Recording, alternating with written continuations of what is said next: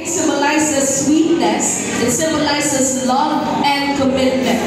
Sila po ay dating dalawa, ngayon ay pinag-isa na ng ating Panginoon. Kaya naman sa lahat na kanilang gagawin, starting today, you have to share everything with each other, including food and drinks. Ito po ang unang pagkain na magsasaluhan po nila bilang mag-asawa, ang sweet cake, ang kanilang first food to share with each other.